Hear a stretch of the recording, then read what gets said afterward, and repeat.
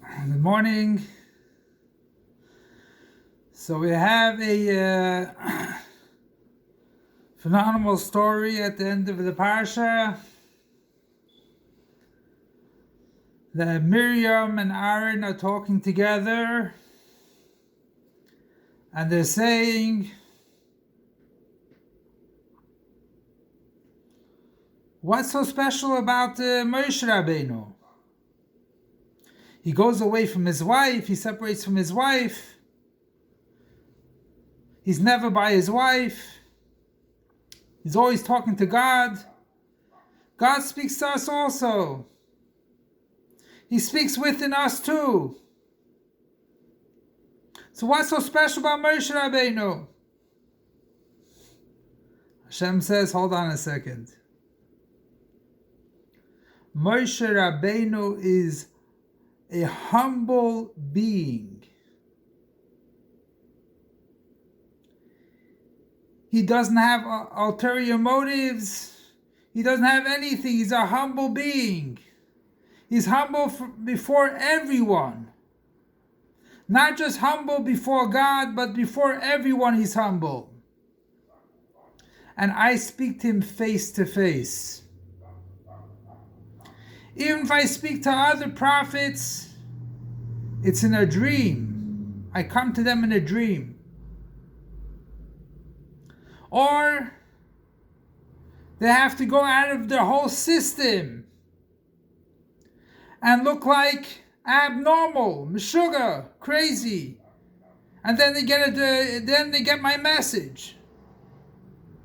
Moshe Rabbeinu stands up straight because he is humble. Now, if you look in Gemara and other places, brings down Gibar, strong person, a Chacham, a smart person, a Asher, a rich person. Anav is not such a big topic.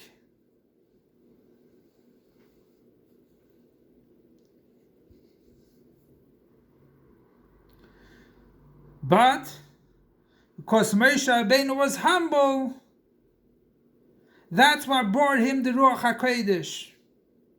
That's what brought him the Nevuah. So there's a few ways to establish what humbleness is. One way is that he looks at any other person and says, if they had my capabilities and if they had my qualities, they might have been greater than me.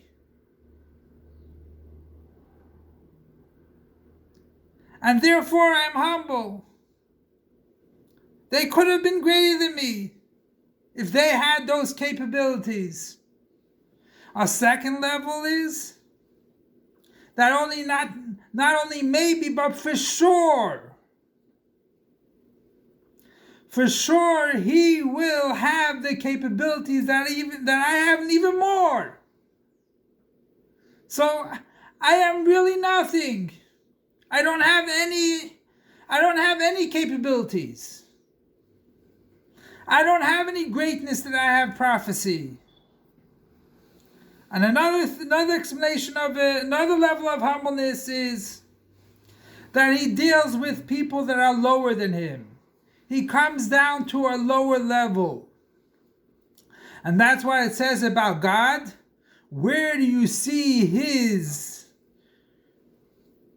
greatness? In the place where he is humble. What does that mean? The humbleness of God is that he comes down to the lowest levels to create human beings. And that is his humbleness. Because nothing is greater of a descent for God to deal with creations. Like it says, a king is not supposed to deal with all the mundane things. And he comes down to create human beings. He comes down to create the world. That's where you see his humbleness.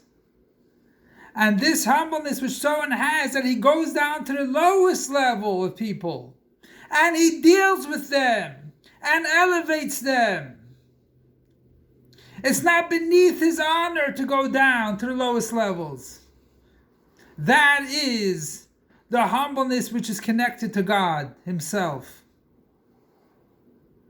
Because God does the same thing. So the first two were his understanding, that if someone else had, but when he comes down and deals with the lowest people, and he gives them the greatest respect, that is the humbleness of God too. So we see in Gemara it's brought down that this is after Hillel passed, or that was when Hillel was around. They went up on a roof in Yavne, a group of Talmidim, and they said, on who will rest the Shechina on the Ruach HaKodesh Nevuah? And they all turned to Hillel.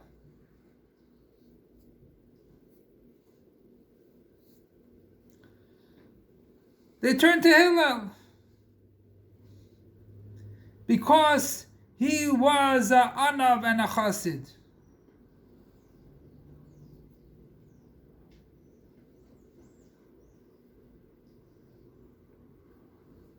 He was a Chassid and Anav, sorry. Many years later, Shmuel HaKatan, he was on a roof in another city, and another thing came up. On who will rest this?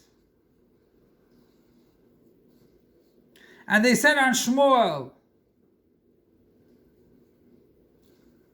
Because Shmuel also had anivus. But it was not the same anivus that Hillel had. Hillel, we see that he even dealt with non-Jews. A ger which came to him, or a guy which came to him and he wanted to learn the whole Torah, he says, fulfill the mitzvah of Avas Yisrael. And the rest is the explanation. Shammai on the other hand, no. Impossible to learn Torah in 1 minute.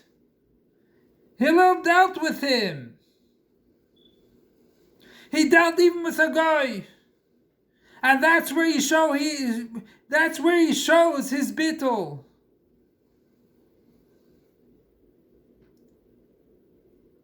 Some people don't do that, but they don't have that bittul. And we see that by Shmuel. Shmuel did not have that bittul, that nullification to God. So the idea is that nullification brings nevuah. Being outside of your system. Your system demands be on top of someone. Show him who you are. Humbleness means you know. And that's one of the things which Rambam brings down as a qualification of nevuah. That is a anav and a gibar b'midosav. That he is strong with his midos. That his midos are good midos. Good attributes. Kedusha, holy attributes. He has to be totally nullified, given over to God, in order to have nevuah, or ruach hakodesh upon him.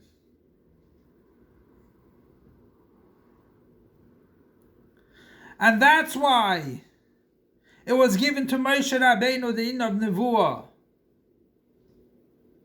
to tell us that he had complete anivus and he was batal to Hashem.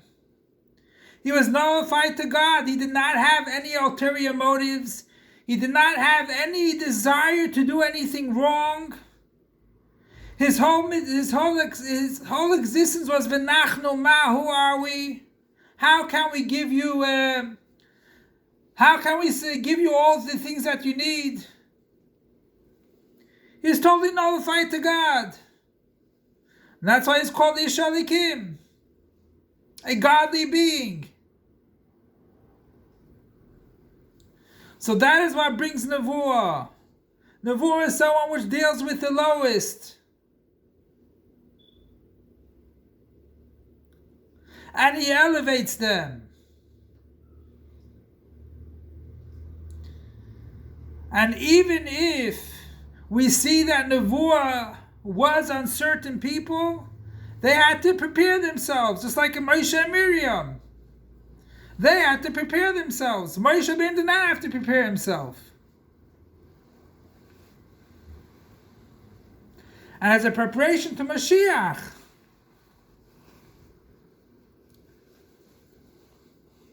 we can all stand in that level of being batel to Hashem, nullified to God,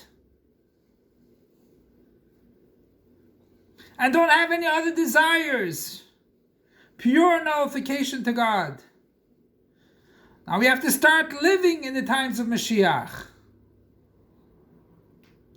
knowing that no one is too low to deal with. Even the businesses that say no job is too small, but if it's too small, they don't deal with you either. So the idea is that we can prepare ourselves for Mashiach.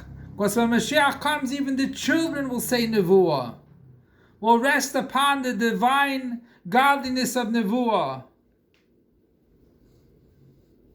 which children at first glance, they are much higher than adults. Adults have seichel. The seichel of an adult is matured. And the seichel figures out different things and can also decide that the emunah is not the main thing. So to prepare for Mashiach, when even children will say Nevuah, everyone will say Nevuah, because everyone will be nullified to God to the fullest extent. So now we can curtail our desires a little bit, be in tune to God. You don't have to be in tuned to other things. And Be'ez Hashem will come to the time of Mashiach when everyone will say Nevuah, everyone will have prophecy, which will be ultimately very, very soon. And if God forbid someone's not ready, so when Mashiach comes, we'll have to skim off some of his coarseness. But let's prepare now, or let's be prepared to say Nevuah when Mashiach comes. Long live our Master, Teacher, and ever King Mashiach forever and ever. Long live our Master, Teacher, and ever King Mashiach forever and ever. Long live our Master, Teacher, and ever King Mashiach forever and ever.